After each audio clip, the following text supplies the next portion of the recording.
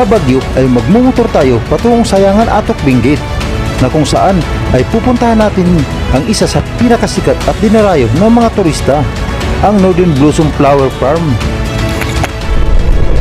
Ang laki pa ng mga truck dumadaan dito. So yung mga Repsol, kinain na ng ulap yung bundok. Toblay Benguet. At may layo ito mula Baguio na 150 kilometers hanggang Atok Benguet, na kung saan ay babaybayin natin ang napakadelikado at matarik na kalsada, ang Halsima Highway. Ayun, nasundan natin, sana makahingi tayo ng sticker dito.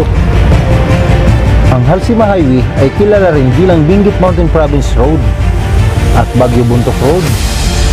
Ito ay matatagpuan sa hanay ng Cordillera sa Hilagang Luzon.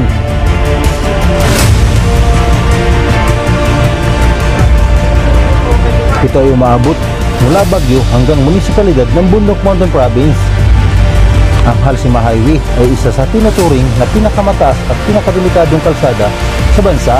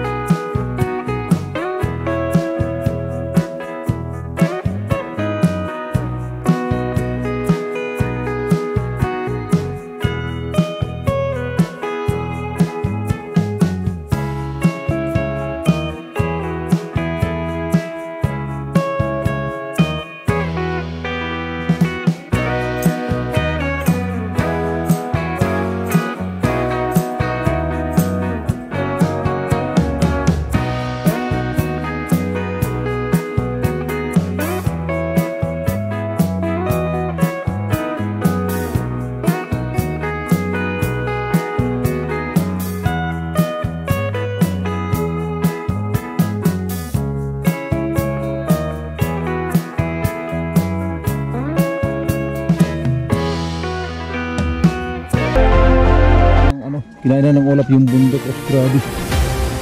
Pagkatapos mahigit 3 oras ay nagpasya na kaming umuwi ng Baguio, dahil di mawala sa isip ko ang napakadelikadong kalsada sa Halsima Highway, bukod sa mabangin at napakadilim pa ng daan. Kaya tara, sana'y samahan niyo po ako muli sa last episode ng solo ride patungong Atok Benguet. Let's go! Umpisahan natin ang video. Di pwede, kailangan natin mag-placer dito. Di pwede, grabe mga Repsol, kinain na ng pag yung bundok mga Repsol, grabe.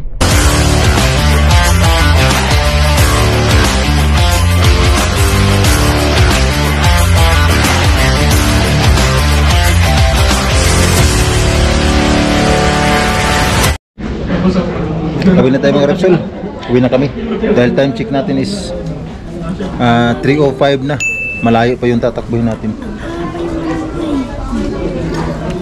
May libreng kape dito mga Repsol, at saka is dalawang mamon. Yan yung libre na dito. So ito naman unlimited naman tong kape, kaso kakasawa.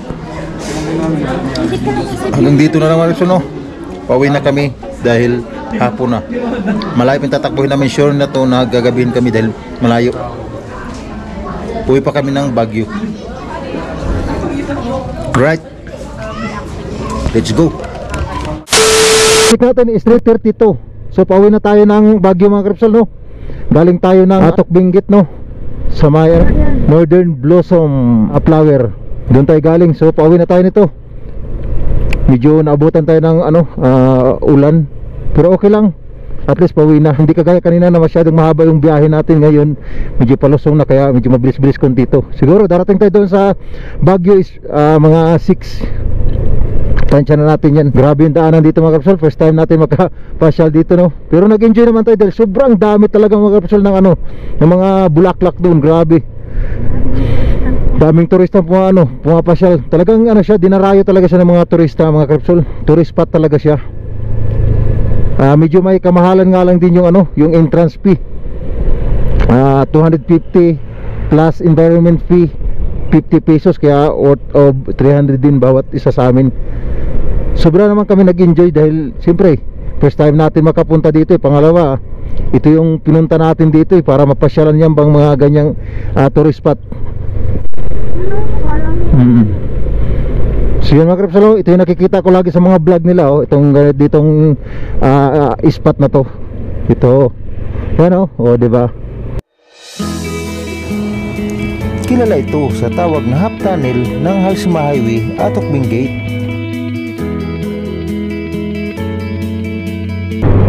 Wow, sulit. So medyo maputik-putik at saka yan, mga bato pa sa gilid. Pero tapos na. Kung makikita natin mga krepsal sa dulo. Grabe. Baba.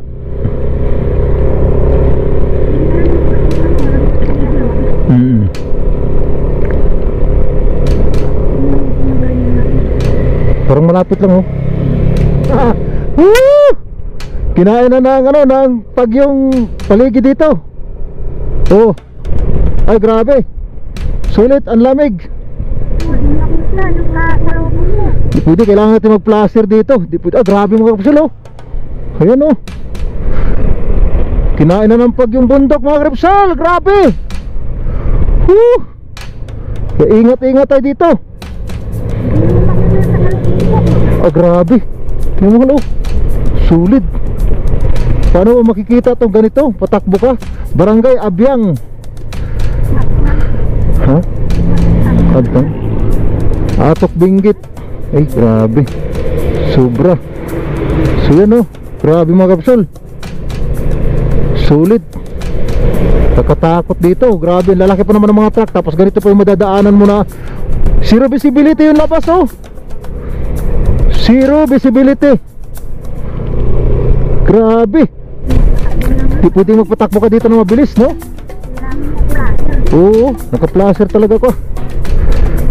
Kita mo na mga krepsal, zero visibility yung area na to. Ito yung dinaanan natin kanina na sobrang taas. Ngayon, di na makita halos. Kakatakot, grabe, mga krepsal. Kita mo naman yung harapan natin, kung anong mayroon. Grabe na. Lupit. Ang lupit. Grabe tol.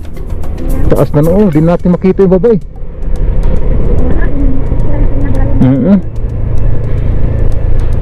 Kaya dapat ingat talaga dito mga kapasal, Pag napadaan kayo dito, sobra kayo mag-ingat talaga. Maging aware kayo sa paligid nyo. Yung pagkakamali mo lang kasi dito mga kapasal, talagang ma-overshot ka.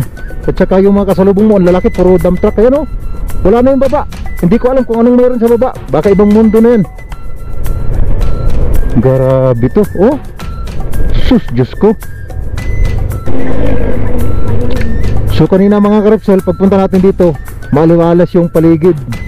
Pero ngayon makikita nyo na, paano na lang to kung sa gabi, di ba? Hindi mo na halos makita mga karepsel, promise. Zero visibility yung paligid natin. So may makita ka naman, banaag na lang yan.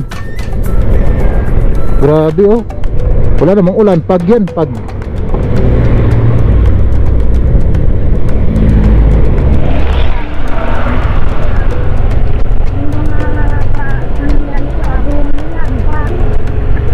Pero masarap. Masarap kainin, di ba?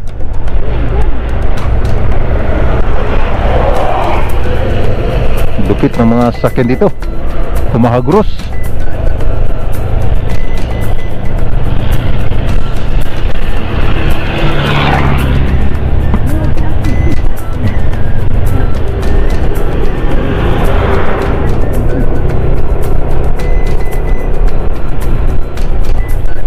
Ito yung paakyat kanina, lupit ang dinaanan natin. So bilib na talaga kay Maxi. Walang reklamo si Maxi.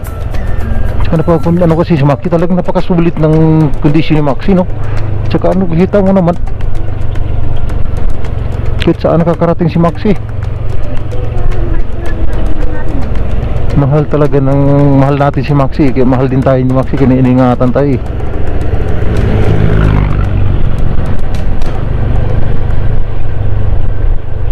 Gumamit ako ng placer mga krepsol, dahil kailangan natin ng placer dito. Madilim kasi dahil sa pag.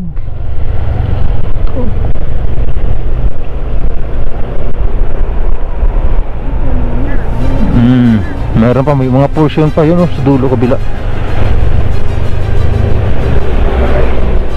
So dito pa lang busog na yung mga mata mo sa mga tanawin na makikita mo. Sa daanan pa lang yan, ha. Yung mga bato na hulog, malilit na bato. Galing sa taas, kakatakot na graba-graba. Yan, oh, mga kapasal, makikita mo yan. Kita mo yung dinadaanan mo. Wala ka nang halos malaylay na rin yung takbo natin, mga krapsol. Almost 30 minutes na rin. Mabilis lang yung pabalik dahil palusong na halos. Mas maraming palusong kaysa paakyat di gaya kanina na puro akyatin lang yung natin na encounter. Fairly saved the problem. Yan, baba. Sulit. Daming mga sakyan, grabe.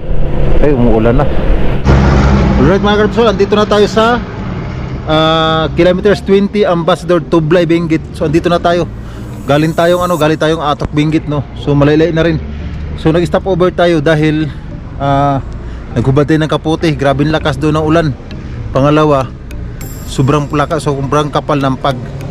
So andito na tayo, mga karpsalo, sa Tublay, no, Benguet. So hindi ko na alam kung ilang kilometers na lang papuntang Baguio. Siguro malapit na to. Kasi medyo mahaba na rin yung natakbo namin Kung makikita nyo yung mga bundok na yun sa pinakadulo, halos kadulo-duluhan na ng mundo, yun yung pinuntahan namin. Papunta na dito. Mabilis lang naman yung takbo natin dahil lahat ng dinadaanan natin kanina doon papuntang ng paakyat, ngayon palusong na. So yan, mga krapsal, tuloy na tayo sa ating biyahe. Siguro 1.5 hours pa siguro tatakbuhin natin. At least andito na tayo at saka wala nang ulan dito, doon lang naman. So yan, update na lang ako pagdating sa unahan kunti, no? Alright, mga krapsol, ayan, Marcel, kaya sign ng zigzag. Grabe, nakakatakot sobra. Ayan, oo, diba? Dito pag nagkamali ka dito, mga krapsol, overshot ka talaga kasi masyadong baluktot na yung daanan Ayan, gaya, galing.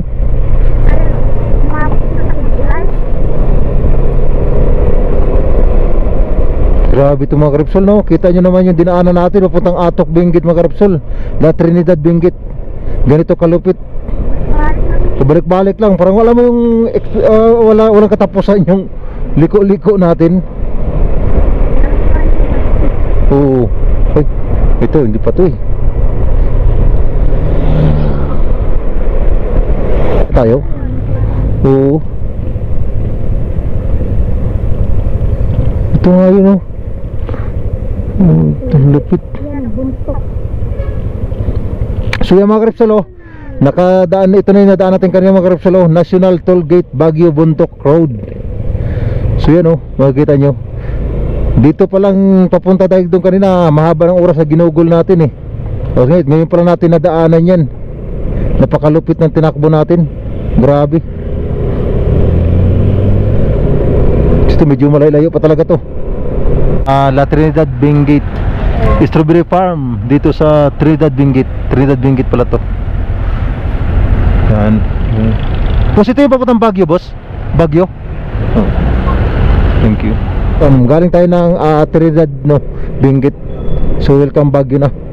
Papasok na tayo ng Baguio. Ito na, sa wakas kapasok na rin tayo ng Baguio. Ibig sabihin ito, malapit na tayo, di ba? Si Baguio na to